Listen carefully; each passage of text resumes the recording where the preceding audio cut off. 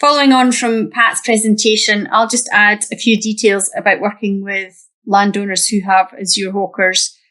One of my jobs over the past 12 months has been to look at sites with rare species and find out who the landowners are, and then contact them to see if they'd be keen to work with us to conserve those species. I first contacted Carrower a few years ago, I think it was in 2019, to speak to them about their Azure hawker. But Pat had been in touch with them for a few years beforehand, and there'd been a field meeting in the north part of the estate in 2008. So I spoke to Alan MacLeod, who's the head stoker and ecologist, and John Sutherland, who's the head forester. They're both really, really keen to get involved. And Alan came out with us surveying for a day and getting some training. And the records that they have themselves, they have evidence, well, they have records of large red damselfly and golden ring dragonfly.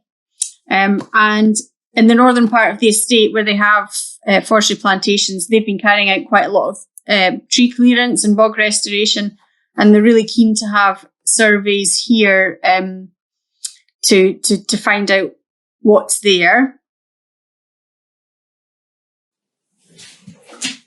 We plan to return as soon as we can to continue the surveys. It'll be great to have some baseline data for the areas in the north of the estate that have undergone the peatland restoration, certainly.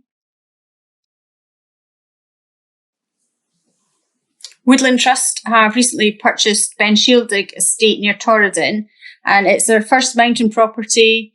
It has areas of woodland, areas of peatland, and it's a great place to see golden eagles and red squirrels. And there are quite a few records of Azure hawker close by. So I'm hopefully carrying out some training for staff and volunteers, and we'll be able to do some surveys there in July if possible.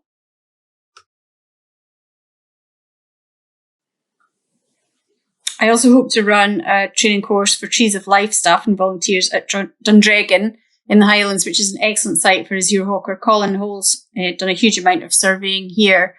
And it's also the location of this year's Scottish entomological gathering. If it's able to take place, it's happening at the end of June.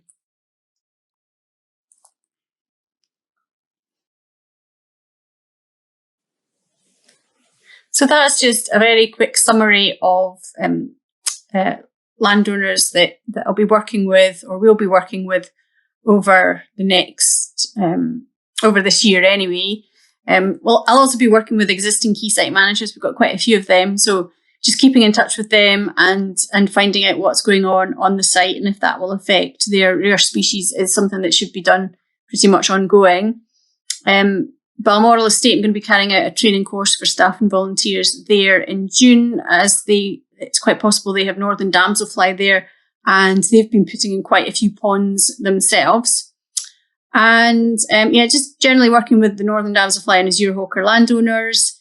And if we can, I'll hopefully run a few training and identification events at hotspots during the summer, and it would be great to get back into doing some volunteer days and doing some pond management in the autumn. So do get in touch if you fancy doing some recording in Scotland this year, and if we're able to run the events, then please do come along to those too.